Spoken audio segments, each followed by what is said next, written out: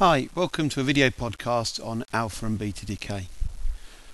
As you know, in this unit we're looking at what makes a nucleus stable and also what makes a nucleus unstable. When a nucleus is unstable, it means that it could turn into a more stable nucleus if it underwent a transformation. And the two transformations that we're interested in are alpha decay, which has been understood for much longer. So we're using this Greek letter A and alpha to represent alpha decay. So if a nucleus gives out an alpha particle, we can tell exactly what's happened to this nucleus as long as we know what an alpha particle is.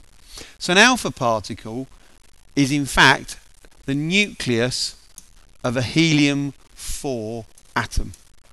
So let's just remind ourselves what that means. It means it's got 2 protons and 4 nucleons, 4 neutrons and protons. So this alpha particle consists of 2 neutrons and 2 protons.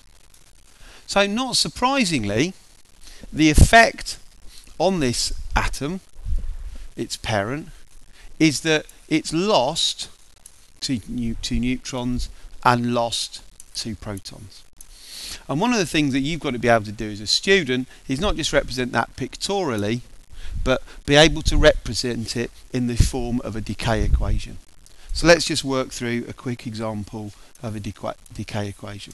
So here we've got radium 22688, and it's going to undergo alpha decay. You might as well put in these numbers because they'll help you work out what's going on. So it's lost 2 protons. It had 88 originally, so that means it's got 86 protons. It's lost a total of 4 nucleons, so that means its new daughter has got 222. And I can tell you, wouldn't have to memorize it, that element is then radon.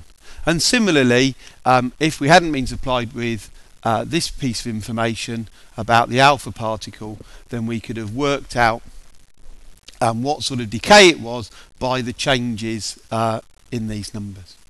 It's worth bearing in mind, of course, that if somebody asked you what would happen if something underwent 3 alpha decays in a row, you could shortcut to the answer by saying, well, that would be a total of 6 protons off the bottom, giving you 82, and a total of 12 nucleons off the top, taking you down to 214. We'll just have a look at this process again for beta decay. The nuclide we're going to look at is carbon-14. Carbon-14 is the radioactive sort of carbon used in carbon dating.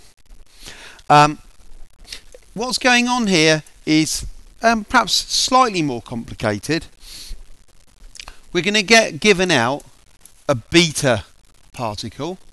A beta particle is a high-speed electron released from the nucleus, and obviously the original nucleus didn't have an electron, so at this moment it's not entirely clear what happened. And one of the reasons it's so important you know this is that beta decay is one of the kind of fundamental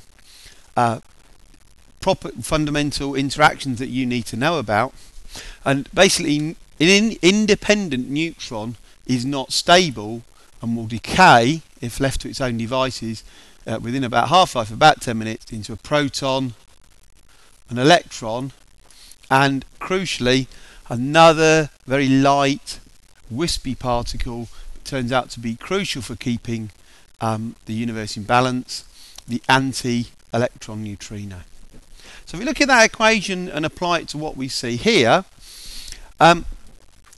clearly we're going to gain an extra proton. Whatever's going to be made here is going to have 1 more proton than 6, so that's 7. But if you turn a neutron into a proton, you don't change the total numbers of neutrons and protons, so that remains at 14, and again I know that that's nitrogen. Similarly, you should be able to work on a chain where you're asked to follow through the steps of a number of alpha and beta decays.